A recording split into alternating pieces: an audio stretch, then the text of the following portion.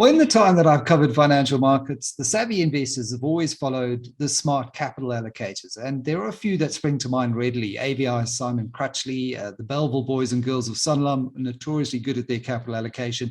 But what is smart capital allocation? It's really a subject driven by the broader theme of what companies decide to spend their money on. And we've seen mining companies in particular being badly burned through the cycle and probably a little bit more disciplined in their capital allocation through this cycle. So it's a great pleasure now to welcome Sandra Du Toit, who's EY Africa's corporate finance leader and someone who really understands capital allocation better than most through her various roles. And Sandra, EY has just done some fantastic research in the area as well. So welcome to the show. Yeah, thank you, Michael. Great to be with you. I just wanted to get a baseline here for those who you might have different ideas of what capital allocation is. Is it just about the investment that a company makes in new projects or new products and M&A, or is it more than that? So, Michael, it's really interesting because I think as many CFOs and CEOs as you ask the question to will produce as many answers and as many views. But at EY, we believe that the correct approach is really to look at capital allocation on a holistic basis. And so not just to say what money am I going to put into new projects or capital expansions or buying new businesses, but also how do I decide which part of my expendable cash am I going to return to shareholders? What part of that am I going to invest in my employees, in corporate social investment programs, etc.? So we really think that if you want to address capital allocation on a holistic basis, you really need to think about all of the different applications of capital. And you know what? We've recently done a survey. We surveyed more than 500 global CFOs who play in the space. And 72% of them, Michael, admit that their capital allocation processes need improvement. And 40% of them say they're happy with flexibility, meaning that 60% of them are not happy with the flexibility that they have in their capital allocation processes.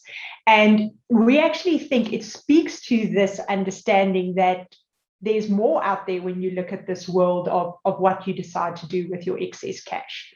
It's so interesting. I've often only thought of it through that lens of, being a good capital allocator means you're going to invest in EVA type projects that are going to add economic value over time, and it's more an M&A type measure. But what you're saying is that companies need to look far more holistically at that. So how should companies think about capital allocation if they're going to approach it from this holistic worldview? So, Michael, I'm going to start with a word or a three-letter acronym that's probably much hated by every single professional and employee around the globe. And too many TLAs out there. Absolutely. I'm going to start with KPIs or key performance indicators, and you can call them what you want to really. But a company should start its capital allocation process with some thinking around what the board and what the management team views as key performance indicators for that company. And I think in the dialogue that I've certainly heard on your shows and the broader dialogue in the business community in South Africa and globally, we're hearing TLAs like ESG. We are hearing things like transformation. We are hearing terms like social license to operate. And so we think that a company should not start its capital allocation journey or its capital allocation processes without having taken that big step back holistically again and saying, what are all the standards against which I'm going to measure this company and this management team, and all the standards against which we are going to manage our performance as a good corporate citizen?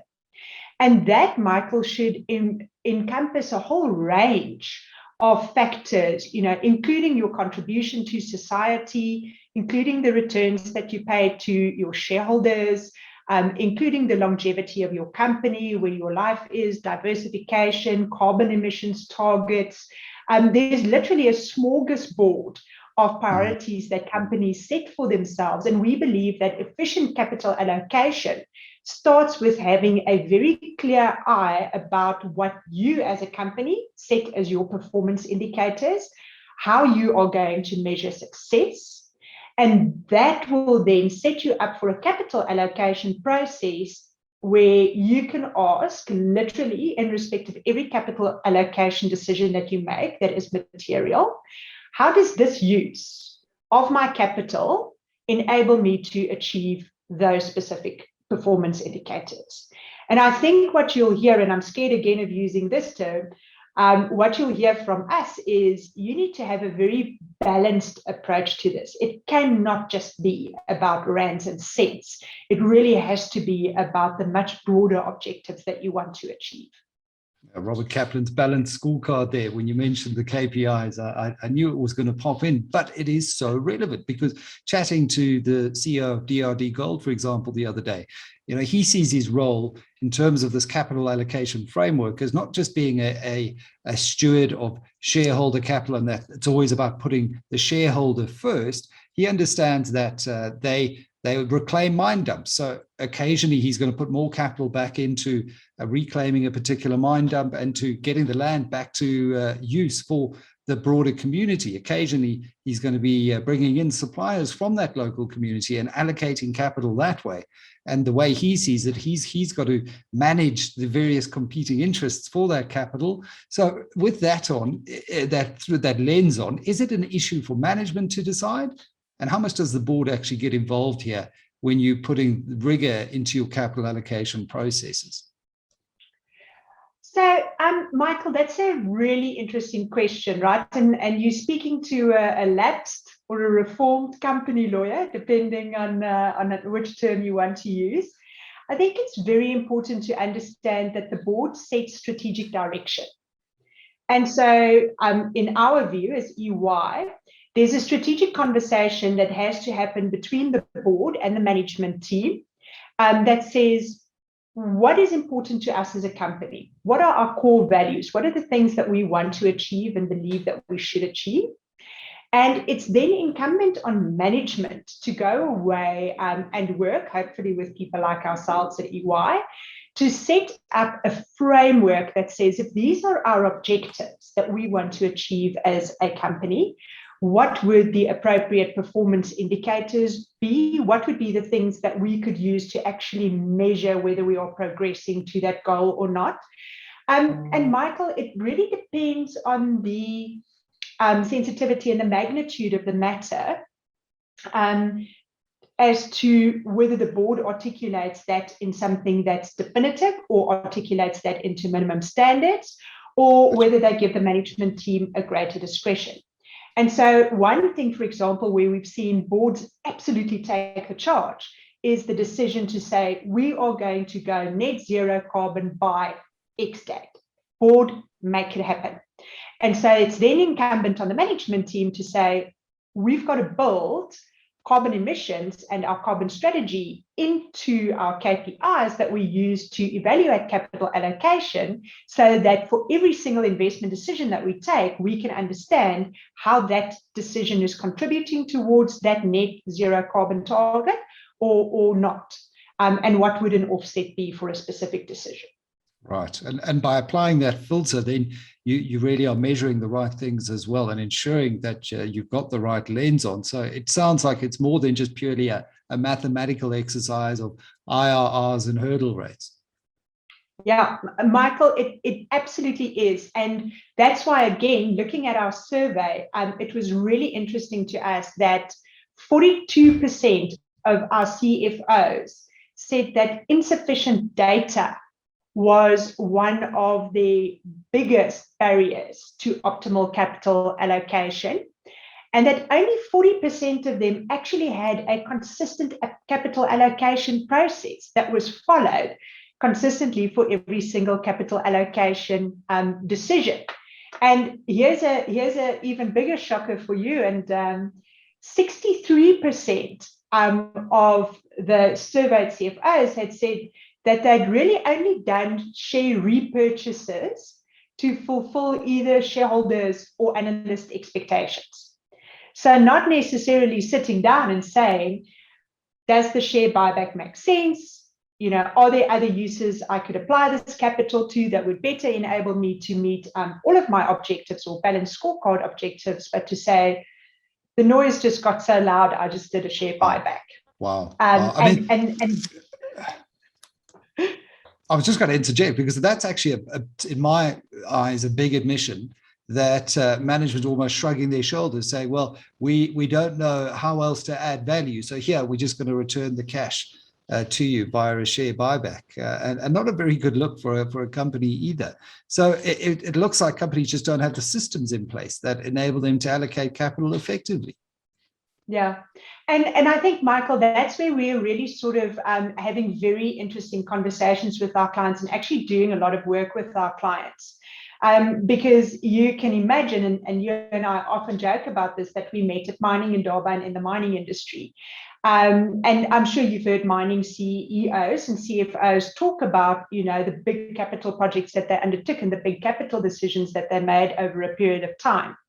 But what we sometimes see in clients, and I think what clients struggle with, is to say, well, how do I create that common platform that says, using consistent data, consistent measurement tools, consistent KPIs, how do I build up that pipeline of capital allocation opportunities that I can stack up against each other, side by side, measured against the balanced scorecard, and say, right, for the financial year ending February, June, December 2022, I am going to put my money towards these 4 or 5 initiatives, this kind of dividend and this share buyback program, because if I implement all of those measures successfully, it will advance me to this extent towards the performance indicators that I've set for myself.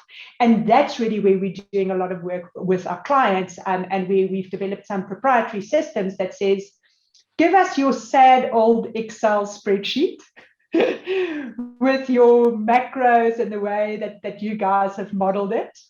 Let's sit together and look at this. Let's say, what is really the benchmark that we need to sort of employ when we're evaluating projects. Let's stack them up. Let's show you what that looks like in a visual pipeline that says to you, this project's going to bounce you up here. This project's going to cost a bit more and it's going to take a bit longer, but it'll ultimately achieve one of your other difficult objectives.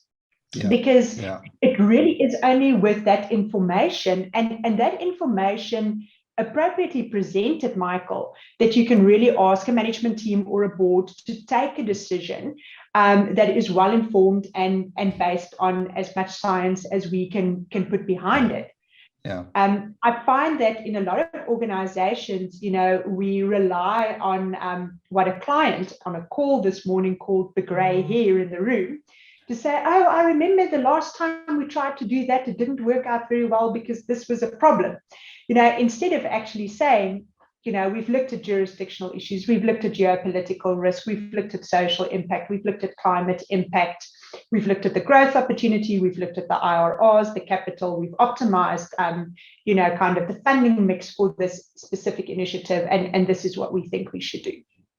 And understanding all of the trade-offs, because there are undoubtedly, with an economist's hat on, trade-offs in all of these decisions that you make. But it does come back down to, you mentioned the mining industry, issues around social license. I think issues at this stage of the cycle too, as we see so many mining companies so cash flush, as to what they do with this cash now. I think such an important conversation in that particular sector, as we look to take advantage of green battery and climate change, minerals and metals.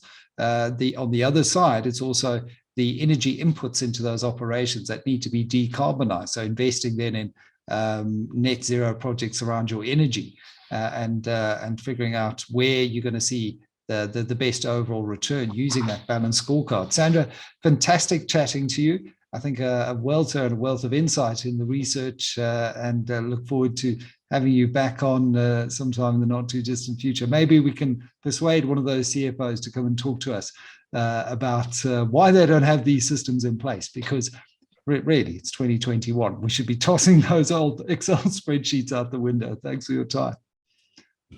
Thank you so much, Michael.